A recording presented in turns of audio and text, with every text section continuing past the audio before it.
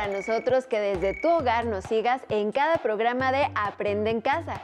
Esta nueva etapa representa una forma de estar unidos en familia y además aprender, practicar la tolerancia con los demás. Para lograrlo es fundamental tener empatía con quienes nos rodean. Practicar el aprendizaje colaborativo con nuestros familiares nos permitirá reforzar lo que aprendamos día a día y comprobar que para llegar al conocimiento hay muchos caminos. Este momento dejará huellas muy importantes y positivas en nuestras vidas. Por ello, la Secretaría de Educación Pública ha concebido una nueva forma de compartir nuevos conocimientos. Y aunque podría parecer sencillo, aprender desde casa implica todo un reto. Así que preparen su carpeta de experiencias con cada clase, pues de regreso a la escuela servirá para su evaluación, además de que podrán compartirlas con sus compañeras y compañeros. Algo que debemos tomar en cuenta es que para estar sano es recomendable estar activo y en nuestro Aprende en Casa encontrarás algunas recomendaciones de pausas activas. Con las cápsulas de Suma Minutos fortalecerás tu salud física y mental. Nos alegra mucho ofrecerte una nueva forma de aprender. Los programas te ayudarán a crecer y fortalecerán tu aprendizaje, para que cuando retornes a la escuela estés preparada y preparado para retomar la vida cotidiana. Ten a la mano tus materiales. ¡Comenzamos! En esta ocasión te proponemos viajar en el tiempo hasta llegar al Siglo de Oro en España. ¿Cómo te imaginas que era la vida en aquella época? ¿Te gustaría saberlo? Seguro, era una época interesante. La gente en España estaba asombrada por todo lo que llegaba de América. Además, las personas tenían otras maneras de pensar y de vivir. Desde luego, España era una monarquía muy distinta a la que es ahora. En esa época la gente se divertía de maneras muy diferentes.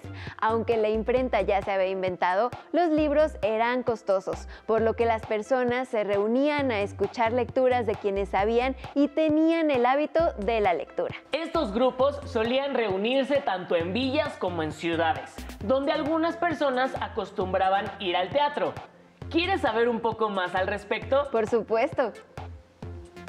Te invito a que veamos juntos este video, en el que conoceremos algunas características de una época que fue conocida como el Teatro del Siglo de Oro. ¡Veámoslo!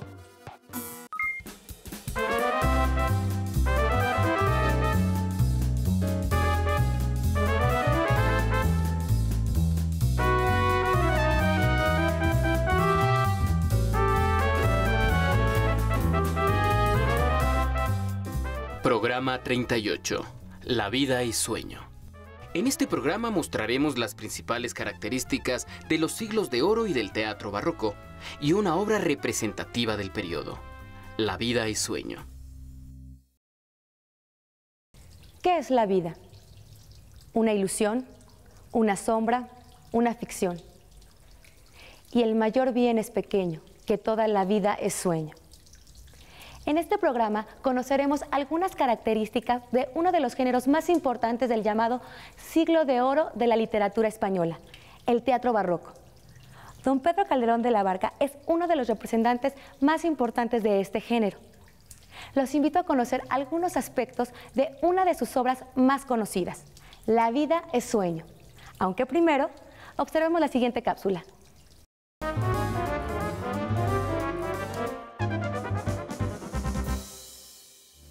Durante los siglos XVI y XVII, la monarquía española recibió grandes riquezas provenientes de sus colonias en América. A este periodo se le conoce como Siglo de Oro, porque en él alcanzaron un gran esplendor la música, la literatura, la pintura y la arquitectura.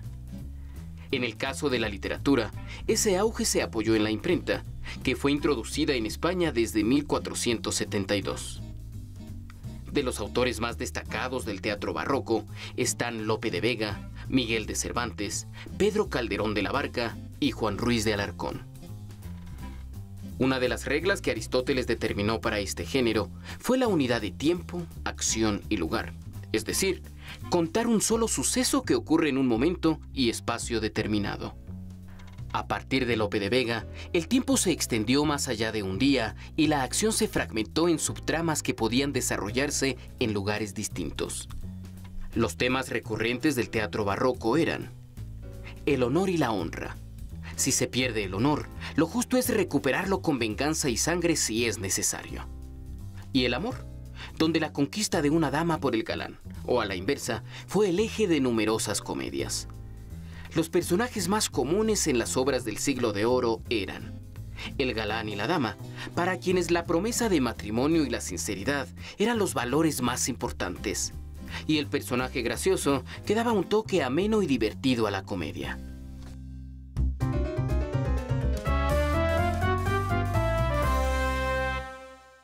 Para conocer más sobre los autores del Siglo de Oro y el contexto de esa época, hemos invitado al profesor de teatro Miguel Flores. Hola, buenos días. ¿Qué tal? Buenos días. ¿A quiénes se le consideran los principales autores de teatro del Siglo de Oro? Bueno, a los principales autores del teatro del Siglo de Oro que conocemos, los más importantes son 4, los más conocidos: Calderón de la Barca, Lope de Vega, Tirso de Molina y Juan Ruiz de Alarcón. Pero eso no quiere decir que sean los únicos. Hubo muchísimos escritores que desafortunadamente no tenemos las ediciones a la mano, pero hubo una cantidad enorme de autores de teatro, poetas que vivieron en el Siglo de Oro español, ese Siglo de Oro que entendemos que inició en 1492 y que terminó con la muerte de Calderón de la Barca en 1681. O sea que en principio deberíamos hablar de los siglos de oro y no del Siglo de Oro, ¿no? Porque fueron casi 3 siglos de una enorme producción literaria que nos llega hasta nuestros días y que sigue siendo muy importante porque nos habla de cosas que nos interesan, ¿no? Por eso hablamos del teatro clásico, ¿no? ¿Sí? ¿Cuáles son las obras más representativas del teatro barroco? Bueno, sin duda una de ellas, y también una de las más conocidas y de las más representadas en nuestro país, es La vida es sueño, de Calderón de la Barca, ¿no?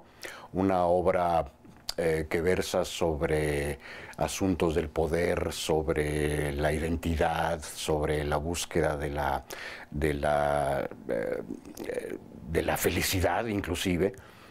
Una obra muy, muy compleja, muy rica, escrita con un lenguaje extraordinario, lleno de metáforas de las que Calderón era maestro.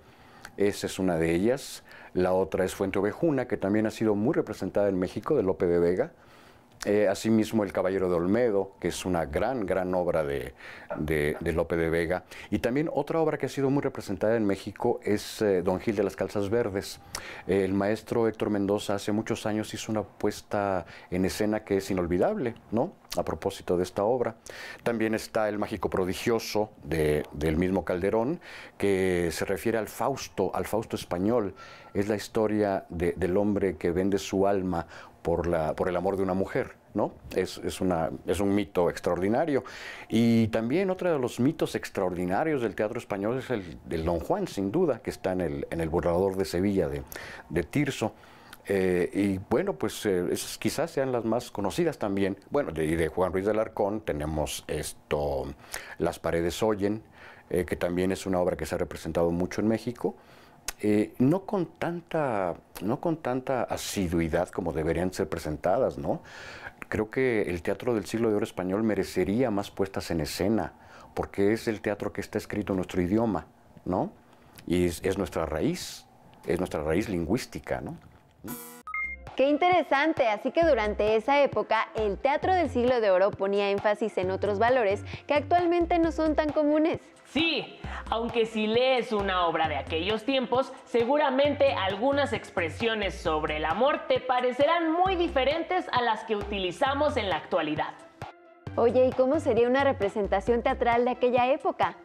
Si quieres averiguarlo y además adentrarte a conocer un ejemplo de una obra de esa época, acompáñame a ver la segunda parte del video sobre La vida es sueño.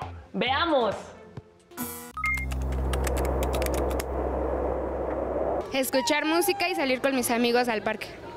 Estudio, hago tarea, veo la tele, hago ejercicio. En escuchar música y salir a fiestas con mis amigos. Jugar fútbol, escuchar música y ver la tele y hacer un poco de tarea.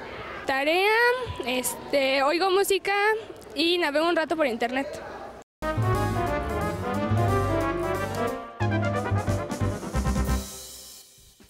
Tratemos de imaginar cómo eran las ciudades de los siglos XVI y XVII en España y cuáles eran las diversiones más populares. El teatro fue el principal espectáculo, pues parte de las riquezas que llegaban a España se utilizaban para las producciones teatrales. Las obras eran representadas en teatros conocidos con el nombre de corrales. Los comerciantes pudientes se colocaban delante del escenario, en bancos de madera. Los de clase media, conocidos con el nombre de mosqueteros, detrás de ellos, de pie. Las autoridades y las mujeres se acomodan en la cazuela, una especie de gran palco situado sobre la puerta de entrada, mientras que los nobles y los ricos alquilaban, para sus familias, los aposentos en las fachadas laterales. El Corral del Príncipe, en la Plaza de Santa Ana, era el teatro más conocido en esos tiempos. Cuando la obra gustaba, los espectadores aplaudían ruidosamente, algunas veces sobornados por los mismos autores de las obras. Si la obra no gustaba, los mosqueteros lanzaban gritos y silbidos, llegando incluso a arrojar huevos, frutas y verduras en mal estado.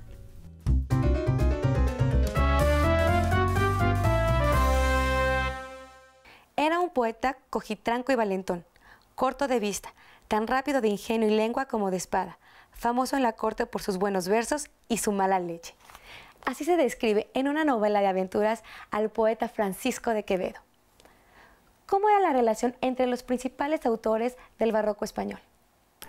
Bueno, había muchos modos de relacionarse. Existieron muchísimas justas poéticas donde todos los autores presentaban sus obras de teatro, sus poemas, y en ese transcurso hubo muchas amistades, como la de Quevedo y Lope, pero también hubo muchas enemistades como la de don Luis de Góngora y Lope o como la del mismísimo Cervantes con Lope, aunque en algún momento Cervantes y Lope llegaron a ser buenos amigos y lo sabemos por lo que escribieron de ellos mismos, sobre ellos mismos.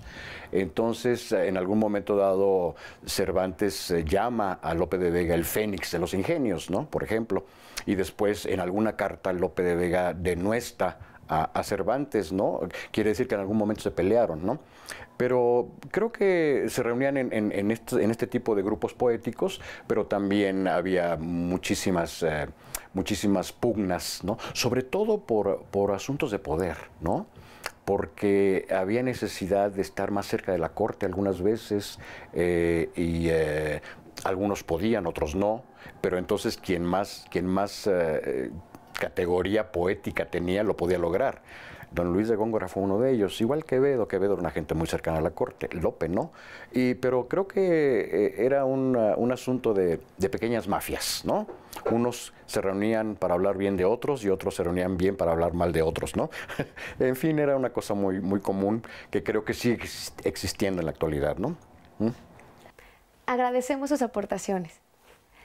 ¿Sabes de qué trata La vida es sueño, de Pedro Calderón de la Barca? Presta atención a la siguiente cápsula.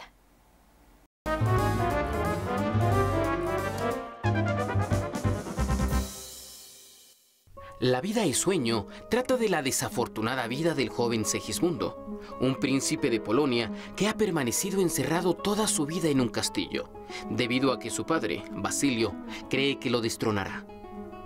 Segismundo tiene conocimiento del mundo y de las ciencias de los hombres a través de la única persona con quien mantiene contacto, Clotaldo, quien hace las veces de tutor.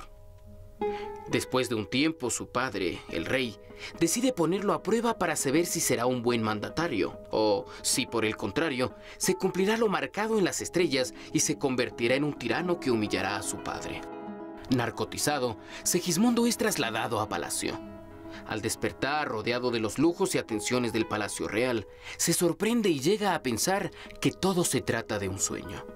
Cuando Segismundo se entera de que es el príncipe heredero a la corona de Polonia, su comportamiento es ruin y violento, por lo que el rey Basilio lo envía de nuevo a su prisión. El pueblo, al saber que su príncipe se halla prisionero, se rebela contra el rey y libera a Segismundo, al que consideran heredero legítimo del trono. En libertad, Segismundo da muestras de una gran sabiduría que sorprende y conmueve al rey, quien le cede la corona cumpliendo las profecías de una manera inesperada.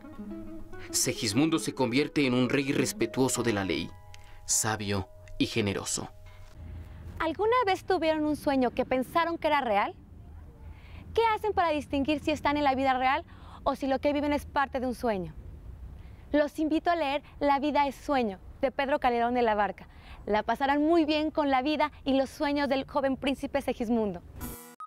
¿Qué te pareció lo que aprendimos en el video? Recuerda que todos los conocimientos deben ser consolidados y hay muchas formas sencillas para lograrlo. Lo importante es que una vez que se aprende algo, hay que reforzarlo. Puedes hacerlo también conversando con tu familia al terminar cada programa. De esta manera enriqueces tu carpeta de experiencias, que será la base de tu evaluación cuando regreses a la escuela.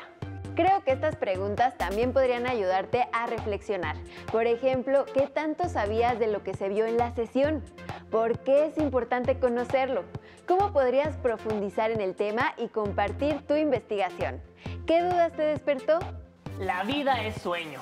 Es una de las obras más famosas, no solo del Siglo de Oro, sino de la literatura universal, pues aborda dos temas muy interesantes que pueden resumirse en estas preguntas. ¿Somos realmente libres o ya tenemos un destino trazado? ¿Y cómo podemos reconocer la diferencia entre los sueños y la realidad? Claro, son temas que aparecen en películas de nuestra época, en canciones, incluso en videojuegos y series de televisión, que desde la expresión artística del teatro abordan esas preguntas. Para que puedas profundizar sobre lo que acabas de conocer y aprender más sobre el teatro del Siglo de Oro y la vida es sueño, te dejamos algunas cuestiones más que seguramente te ayudarán a profundizar en el tema. ¿Alguna vez has tenido un sueño que sentiste real? ¿Qué significa para ti cuando Segismundo responde que la vida es una ilusión, una sombra, una ficción? ¿Crees que Segismundo hubiera sido un buen rey si no hubiera estado prisionero en el castillo? ¿Por qué? ¿Crees que el padre de Segismundo hizo bien o mal al tenerlo como prisionero? La vida es sueño es una de las grandes obras del Siglo de Oro. En el video se mencionaron otras como El burlador de Sevilla, Las paredes oyen, Don Gil de las calzas verdes o Fuente Ovejuna. Un consejo para leer estas obras es poner atención en las palabras que han cambiado de significado con el paso del tiempo. Un buen diccionario te ayudará a entender varios de los chistes y enredos, así como las situaciones dramáticas o tristes con las que las personas se entretenían en otras épocas. Asimismo, te recomendamos consultar tu libro de texto y buscar el contenido relacionado a lo que viste en este programa. Y así puedas conocer más sobre la época, las obras y la lengua del Siglo de Oro. También puedes escribir tus dudas para consultarlas cuando regreses a clase con tu docente o incluso con alguien de tu familia. Tal vez sientas que la información es extensa, pero recuerda que la paciencia y compartir tus conocimientos con alguien más fortalece todo lo que aprendas. Será un gusto que muy pronto nos vuelvas a sintonizar para un programa más que te permitirá aprender desde casa. ¡Hasta pronto!